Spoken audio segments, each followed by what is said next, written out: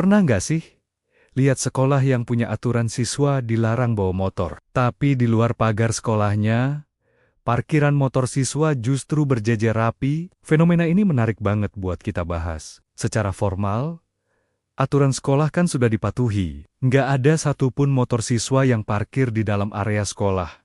Bersih, tertib, tapi apakah tujuan utama dari kebijakan itu benar-benar tercapai? Kalau kita pikir-pikir lagi, larangan membawa motor itu kan bukan cuma buat bikin halaman sekolah kelihatan rapi. Tujuan yang lebih dalam adalah untuk mendidik. Mendidik tentang disiplin, tanggung jawab, dan yang paling penting, kesadaran akan hukum berlalu lintas. Kenapa?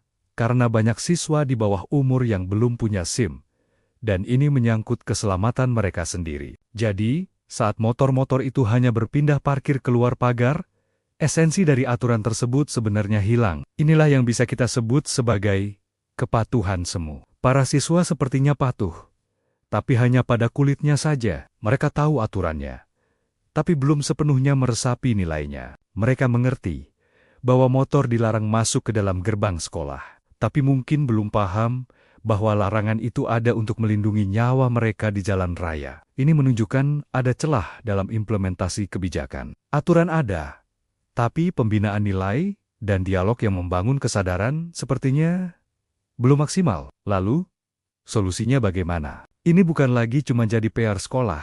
Ini adalah tanggung jawab kita bersama. Sekolah perlu menggandeng orang tua dan bahkan masyarakat sekitar untuk ikut mengawasi dan menegakkan aturan ini. Orang tua harus jadi garda terdepan yang memastikan anaknya tidak membawa kendaraan sebelum cukup umur dan punya SIM. Sekolah juga perlu memperkuat pendidikan karakter dan etika berlalu lintas di dalam kelas. Jangan sampai pendidikan keselamatan hanya berhenti di poster-poster dinding. Pada akhirnya, tujuan kita bersama adalah menciptakan budaya sadar keselamatan, bukan sekadar aturan tertulis yang bisa diakali. Ketika larangan membawa motor tidak lagi dipandang sebagai sekadar aturan sekolah yang merepotkan, melainkan sebagai bentuk kepedulian bersama untuk melindungi generasi muda kita, barulah kebijakan itu benar-benar berhasil. Ini bukan soal di mana motornya diparkir, tapi soal bagaimana kita membentuk perilaku dan kesadaran siswa untuk menjadi warga negara yang patuh, bertanggung jawab,